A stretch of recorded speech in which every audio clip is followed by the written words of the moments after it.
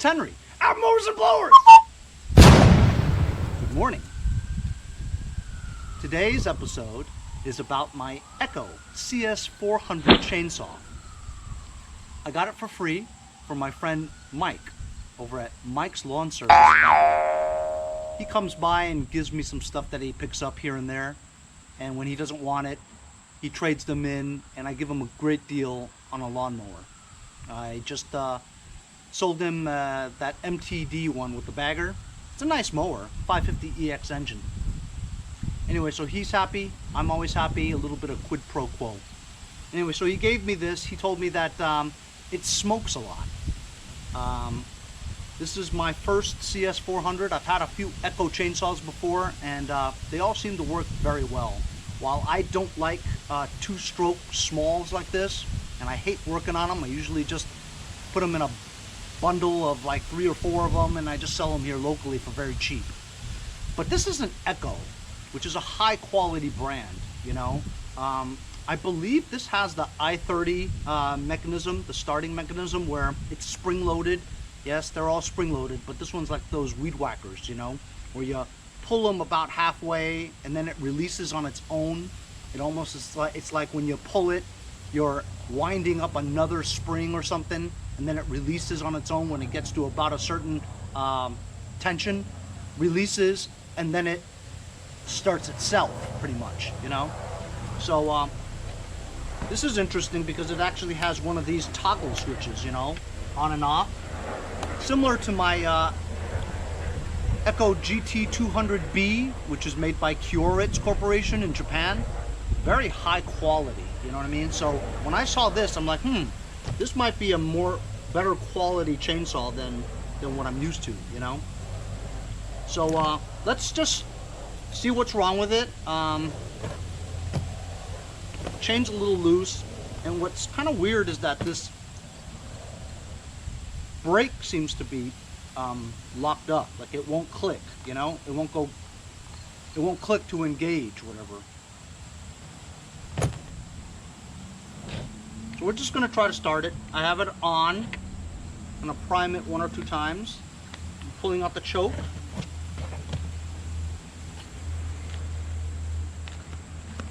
I'll just start it right now.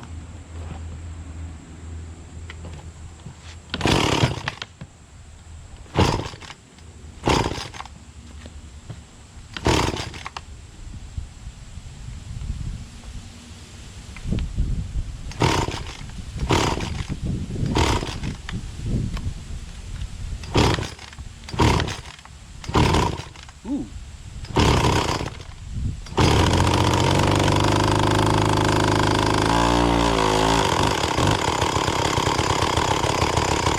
Wow, it actually idles.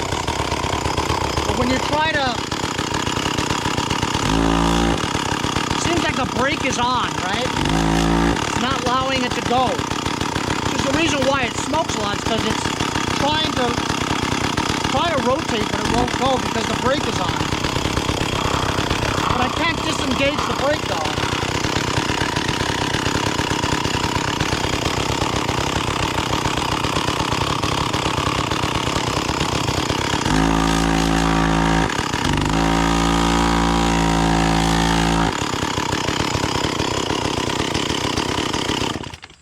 So you know what I'm going to do? I'm not going to try to force it because it's, the brake is obviously on, because look, it won't click or anything. As you can see here, this lever here, it's not allowing, this handle is not allowing the lever to go back to disengage the brake. Screwdriver here, I'm just going to first put this here and just pull it back and see if it, I don't want to force it because I don't want to break anything, but it seems like it sees, it's not allowing me to bring this back, you know, this lever here.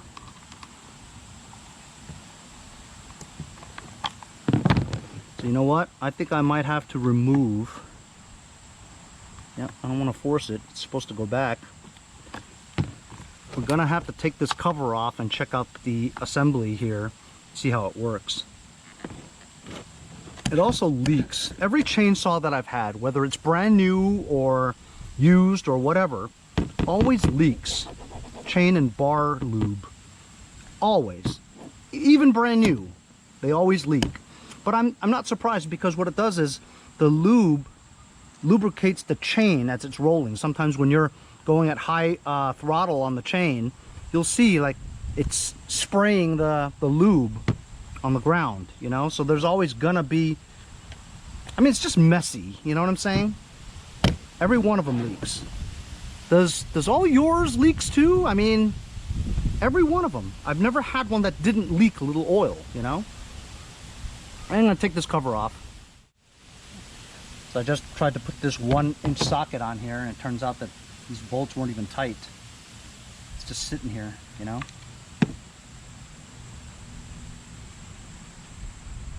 I can hand loosen them. Surprised it wasn't flopping around like crazy before. But it wasn't even tight. Hello.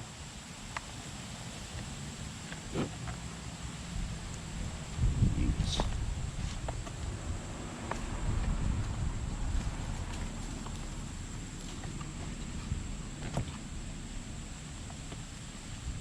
Man, oh man, what is going on?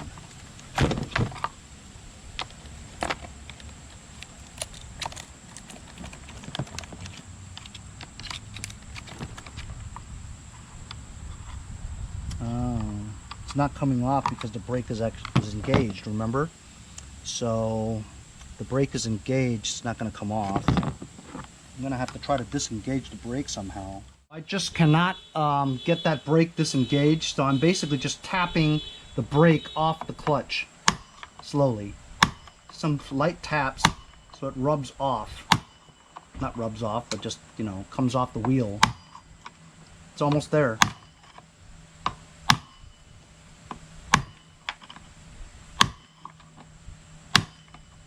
Just going around the clutch area to get that brake off.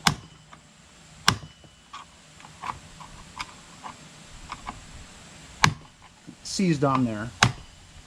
It's almost off.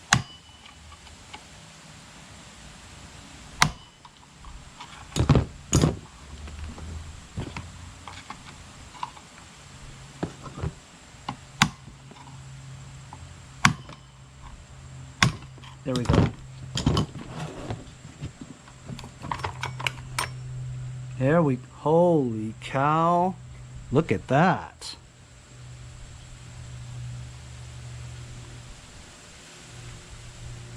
That is really, really gooked up there, huh?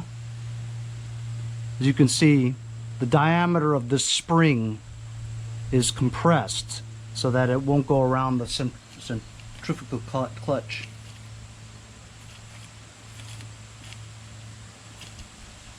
So that's filled with crap over here, and looks like you got 3 Phillips screws that you can take this panel off, so you can kind of see what the mechanism looks like for disengaging the clutch, because it's just seized. You can't move it. Just taking a flathead here. It allows for both flathead or Phillips on these screws. Came up pretty easily.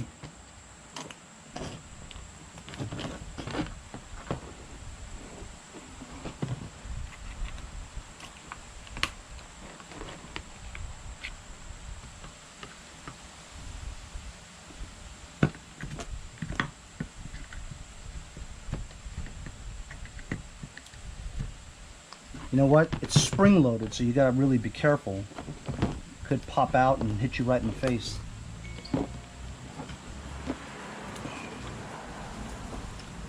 I'll have to figure this out, fellas. So I pried off the cover.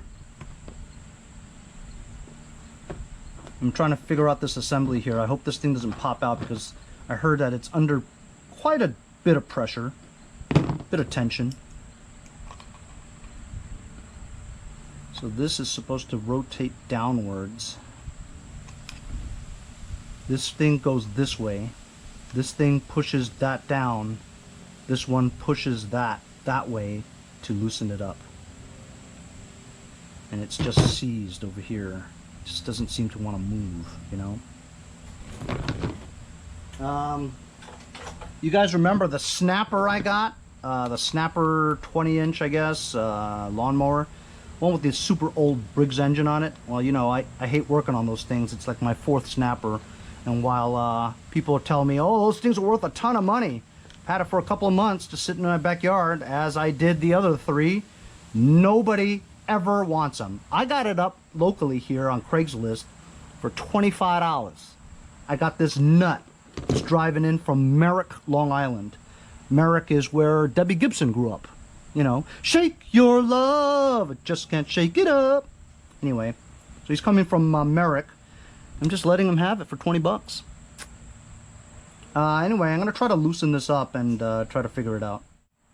So guys, I figured out what's wrong with it. If you look closely, right, you'll see that the brake was engaged for a long time while the person tried to run it.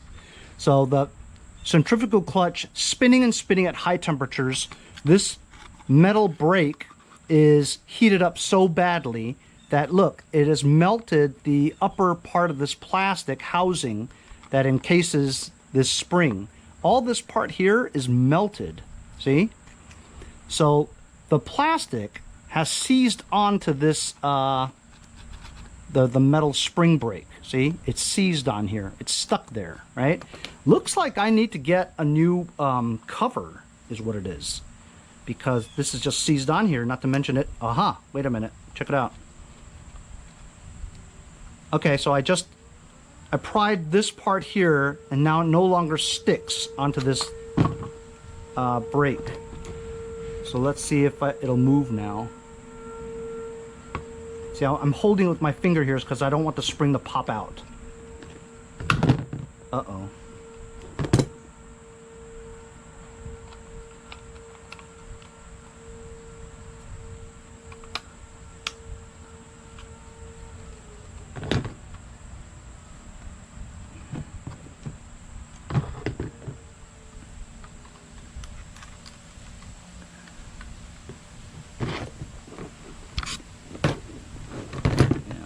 I'm just going to pull this out.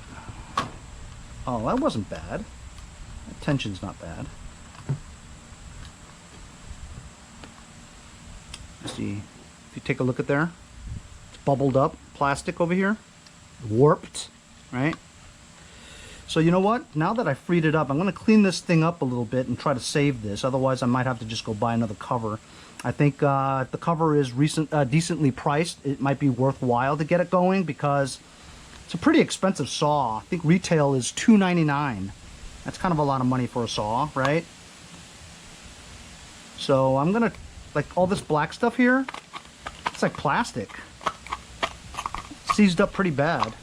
You know what? Instead of doing all this, I might, you know, because this cover is pretty much done-ski, you know? Maybe I'll just go and see how much a new cover costs and just replace the cover and it should work pretty well. So while I didn't really clean it up too much because it's almost impossible to get this black stuff off, right? When this spring came out, I tried to clean it up a little bit more.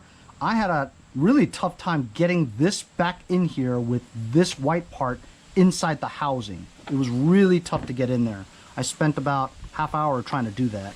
But I have it inside this housing now because this thing was popped out here.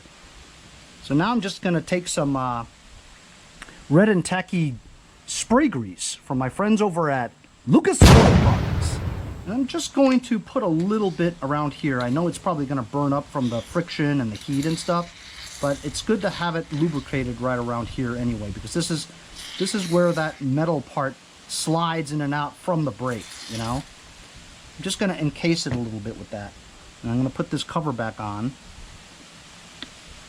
And just put it on and see if it works. I mean, at worst comes to worst, I'll take this entire assembly off, right? And it won't have a brake. Yes, I know, it's a little hinky, and but I think it'll work though, you know. I put this thing into a vise like that, and then bent it in, so now it locks into the disengaged position. So now I'm going to put this cover back on and see if it works.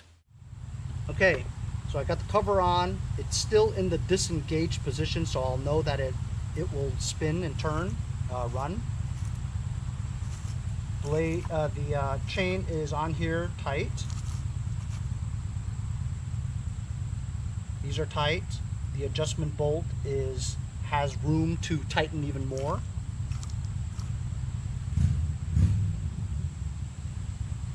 I guess I'm just going to try it.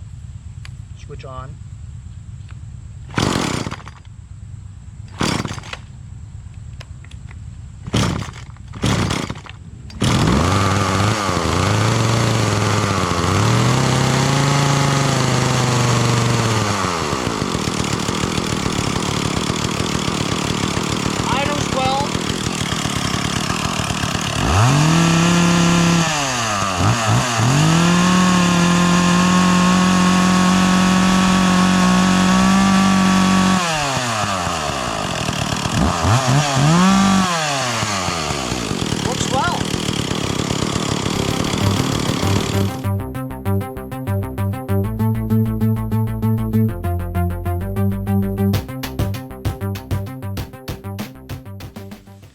So as you guys saw, guy came, gave me $20.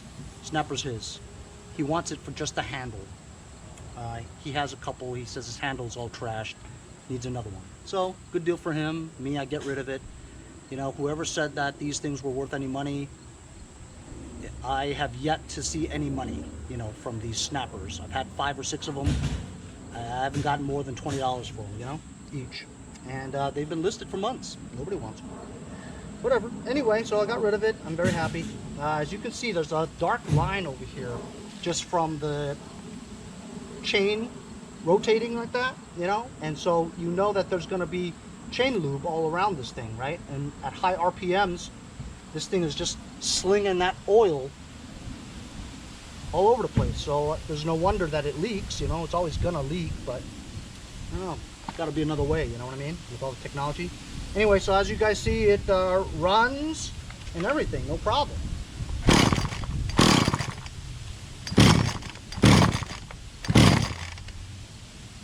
Duh.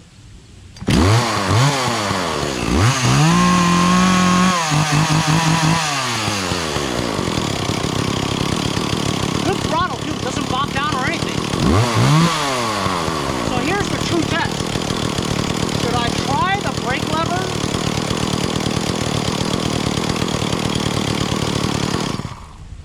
I'm afraid to try the brake lever because if I engage the brake, will I be able to get it back again? So let's try. Okay, so now the brake is on, right? Let's disengage it again, see if it works. Yeah! All right. That's awesome.